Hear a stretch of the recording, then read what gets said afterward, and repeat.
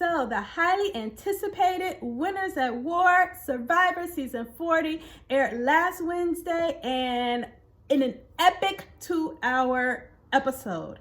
What I'm going to do is I am going to take you through some of the notable players and my take on each one of the players and my analysis. You are more than welcome to respectfully agree or disagree down in the comments. And in fact, I welcome them. And let me know what you think. So anyway, I'm gonna start. I'm telling you, it was a really, really good episode, and I just can't wait to see the next episode. I mean, it started out like this rocket speed style of play, that we're all expecting. This is the new school way of doing it. And all of the players came out, and you had some who were bringing their A game, and then some were kind of just like left in the dust, like, oh, whoa, what just happened to me? Yes, so I mean, this is the way Survivor's play now. I'm gonna tell you about some of the notables. Number one is Boston Rob. Boston Rob, I think he's one of the ones that brought his A game. Okay, so he came out, and I tell you, no one has mastered the art of intimidation like Boston Rob. I mean, straight out, he comes out, he decides, after they lost the immunity challenge, he came out on the beach and he decides that he is going to team up with some of the old school players and just kind of target some of the new school players. So what does he do? So he grabs the master of manipulation, Parvati. Okay, two of my favorites. I think I've got one. Those are two of my favorites survivors ever. Anyway, Boston Rob and Parvati. And he decides to grab them, and then he decides he's gonna grab Ethan, who is, very, very popular player, kind of low on my list, but he's one of the popular players in Survivor. A lot of people just love Ethan.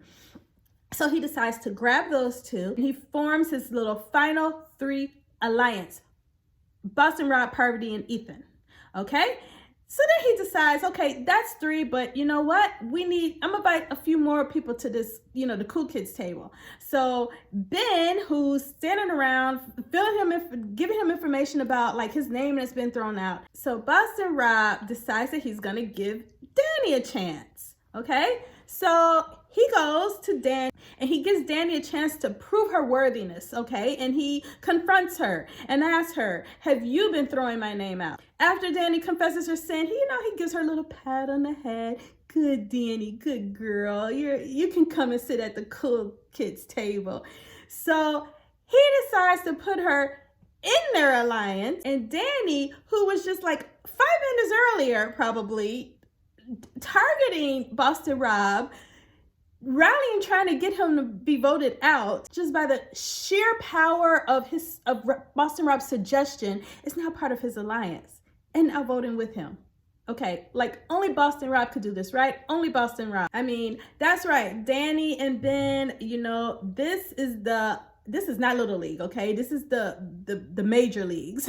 So you gotta know who you're playing with. Meanwhile, Denise and Adam run off to try to find, as they say, the water well, and then get lost, or so they say. They probably did, but tisk. I mean, come on.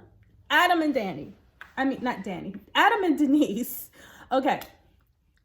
They went so that they can talk because they wanted to form an alliance. Okay, yes. Survivor 101, form an alliance. Yes, that's good. That's exactly what you do. That's Survivor 101. The only problem is that, guys, this is Winners at War. This is an advanced level game, and this is not 101 anymore. So a two-person alliance is just not going to cut it.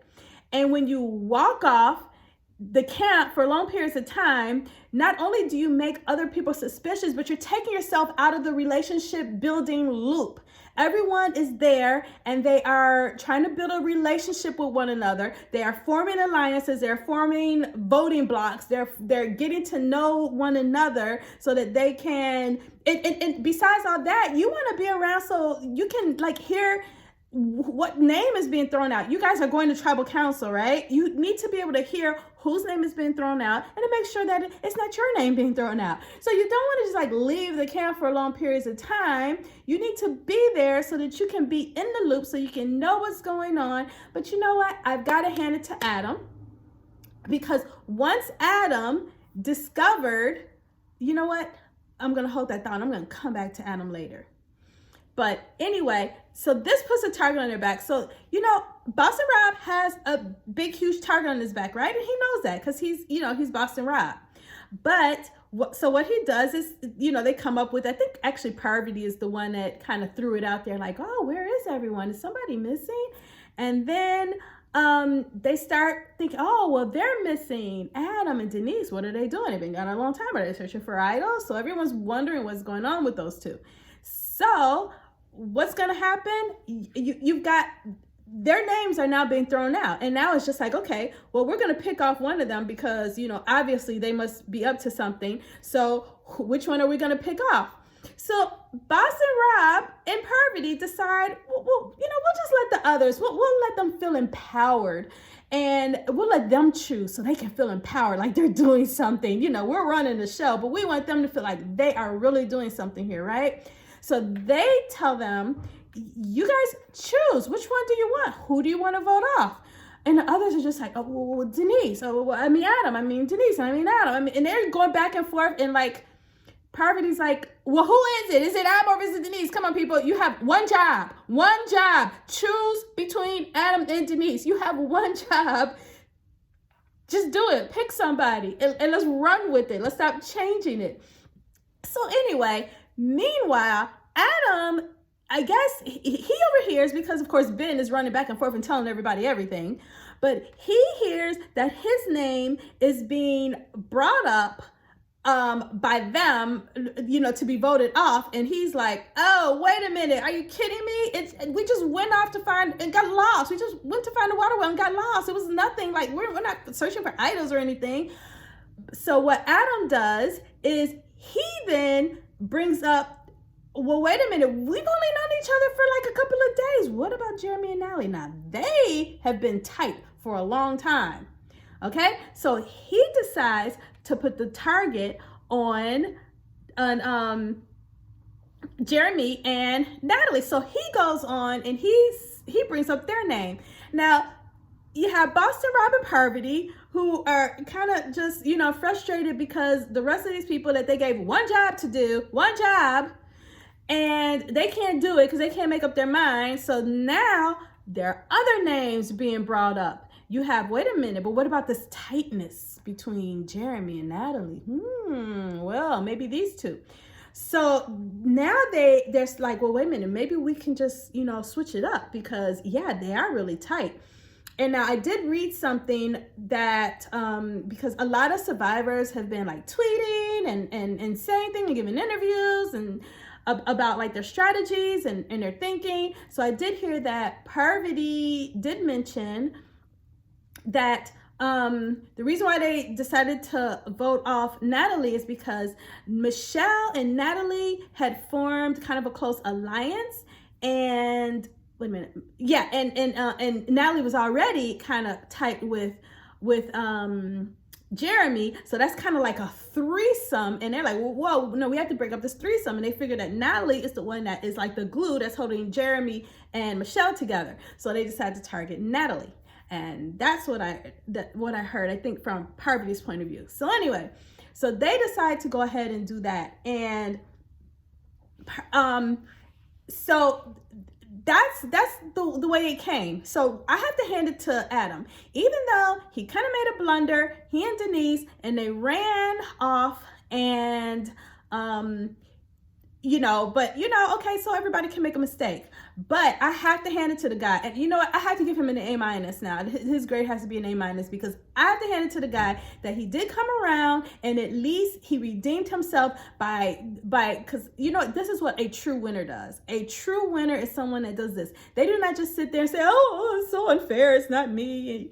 Why are you targeting me? No, you get up and you put the target on somebody else. That's what a true winner does in Survivor. So what does he do? He puts the target back on Jeremy and Natalie. Got a hand to the guy. Didn't know he had it in him. Really, I mean, I don't know if I really was so impressed with them at first with his win, but you know what? After this, I'm like, Jeremy, yeah. Not Jeremy, I'm sorry. Adam, yeah, good job, Adam. So now at the Grand Roman Coliseum, aka Tribal Council, everybody's sitting around, okay? And everybody is like, I mean, you can cut the tension in the air with a knife. I mean, it is so tense. I mean, I'm sitting at home in front of the TV and I'm nervous. I'm nervous like I was there, like I think I'm going to be voted out. It was so nerve-wracking because I don't even know what's going on.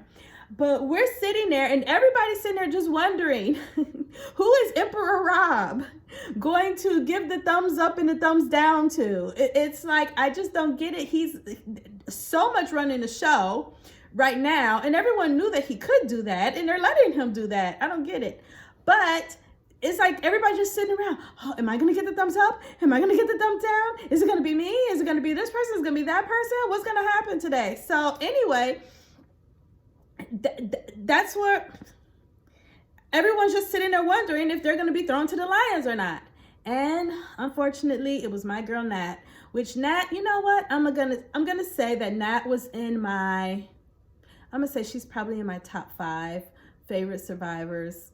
Sorry, Nat. I mean, she was actually, because I'm in a survivor pool, she was actually one of the ones that I wanted to choose, but someone chose her first, so I didn't get her, which is probably a good thing now because, you know, now she's on edge of extinction. Not saying that she couldn't get back into the game, but, you know, she's still one of my favorite survivors of all time. So, oh well, Nat.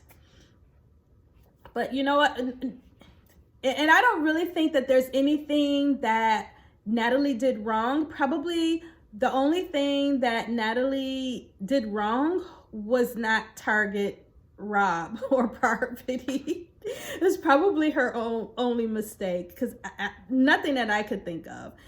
But, you know, someone had to be first. Sorry. So now we're going to move on to the Red Tribe.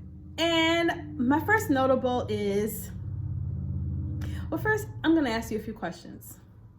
Who can win the game of Survivor twice by flying under the radar, continuously go around telling you she's the queen, come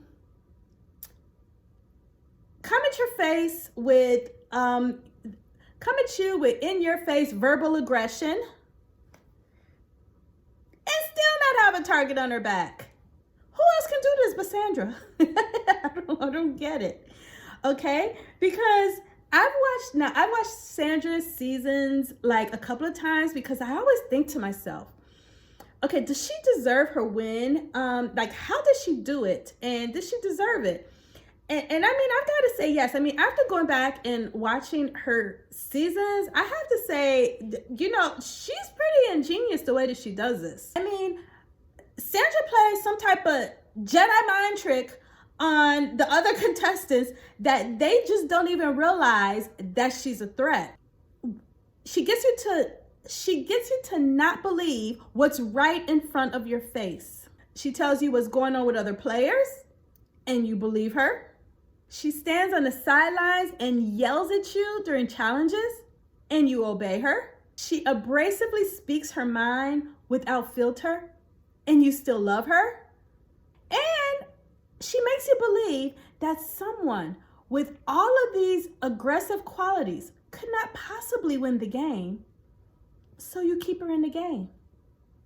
How she, and I think it's just her. It's something about her that I don't think anybody else could get away with this. I think that Sandra is the only person that could get away with this, and I don't know. So this episode, in order to keep, even because she knows that she's a target too, because she's won the game twice. Only person that's won the game twice so far. In order to keep her name off of everyone's lips, she's going around and she's telling everybody, oh, I hear your name. I hear your name is up. And I hear your name. And I hear your name. So she's like having everybody in this state of paranoia. Everyone's like, what? Is my name now? Is my name now? Is my name now? So nobody's thinking about her. No one's focusing on Sandra. Everybody's all paranoid about, like, oh, that is their name that's being brought up.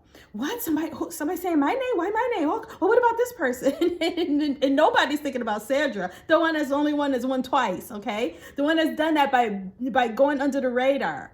No one's thinking about her because everybody's wondering about like this paranoia that she's creating in their mind, telling her that everybody else is like out there and they're thinking about and they're thinking about voting out them. So then she decides to latch on to Yule's ingenious. Now this is genius. Yule. Okay, I'm gonna get to Yule in a second because that's my guy.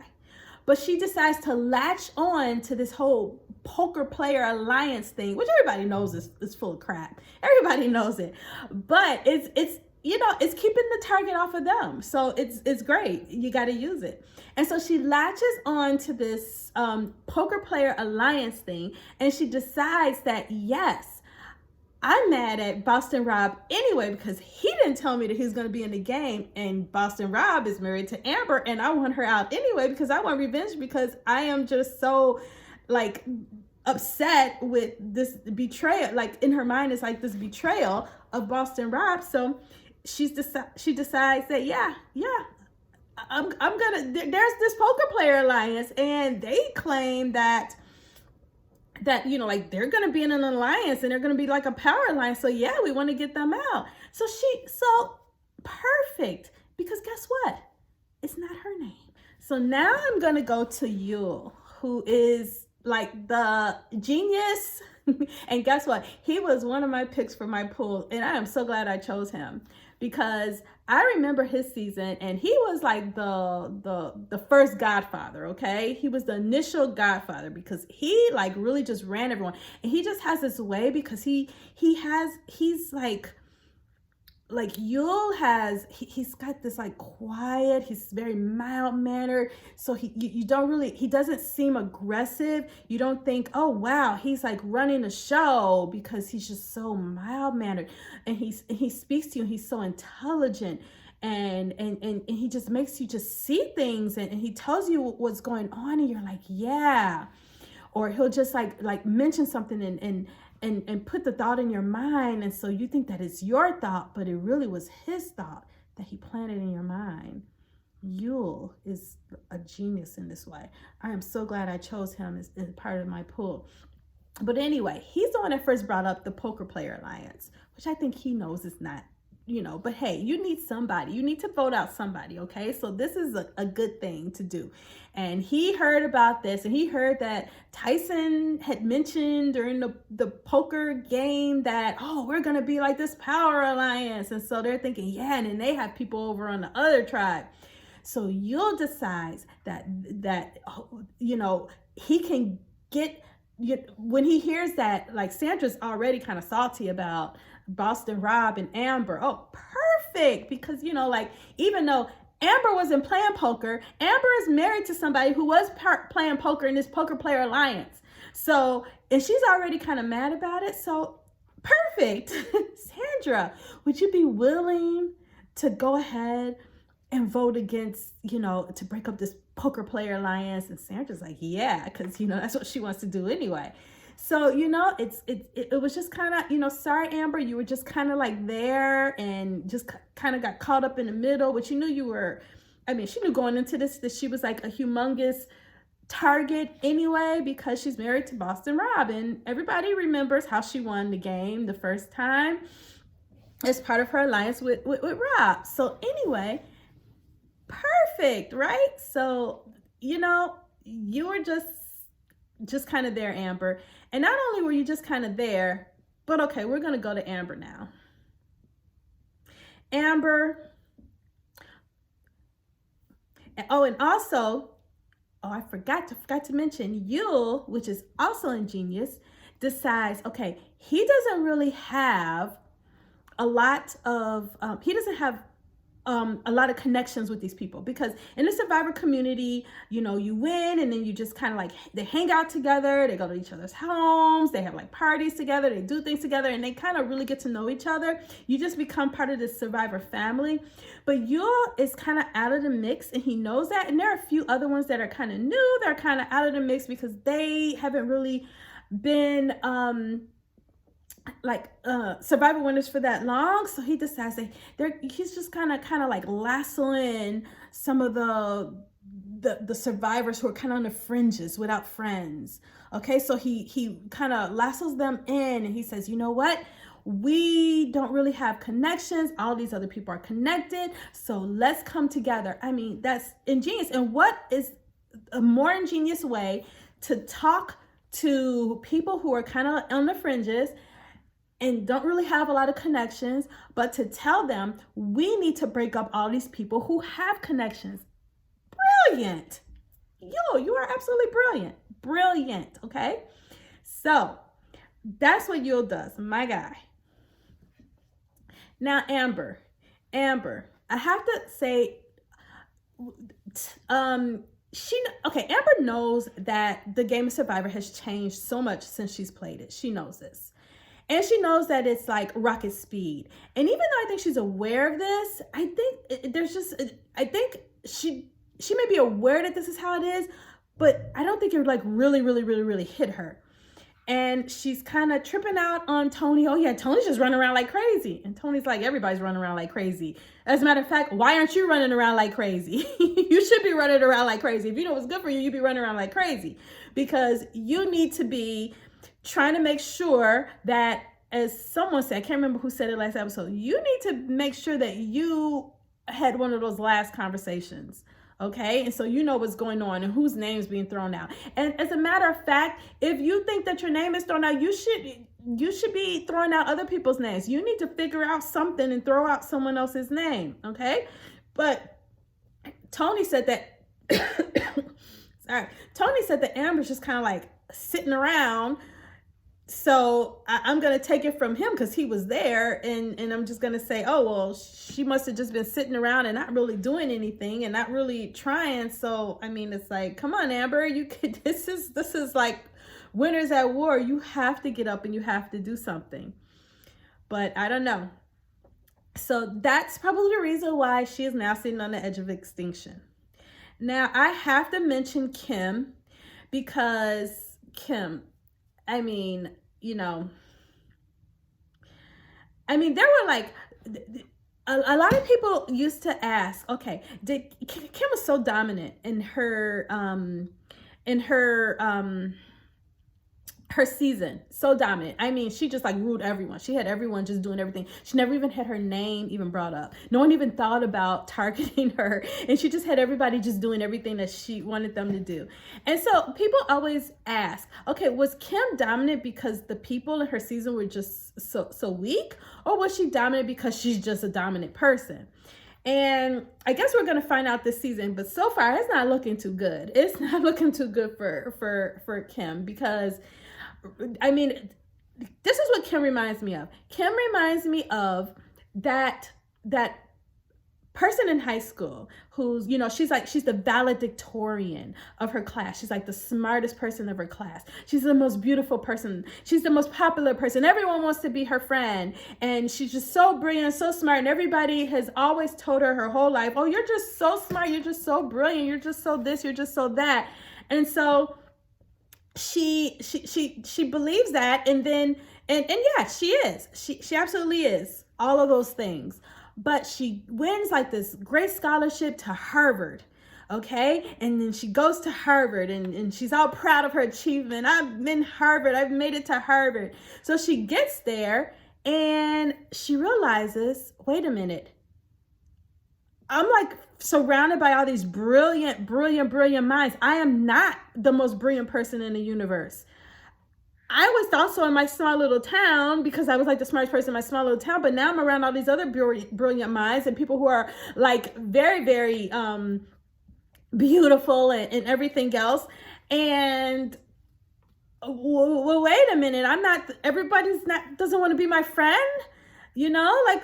Then she was like in her own small town, she's like super popular. And now it's like everybody, nobody's trying to be your friend. Nobody cares. You have to go out and make some friends. Nobody's like knocking down your door. Can I be your friend? Can I be your friend? So that kind of reminds me of Kim and her situation now. I think that there's some hope for Kim because she can realize, I think she's kind of taken off guard, and is kind of like a person who's been like just dropped into this new country, and this is kind of like a culture shock, like, oh, everybody doesn't want to be my friend. I'm not the most brilliant, I'm not the most popular, I'm not the most, so, but I think that there is some hope. It's getting really dark.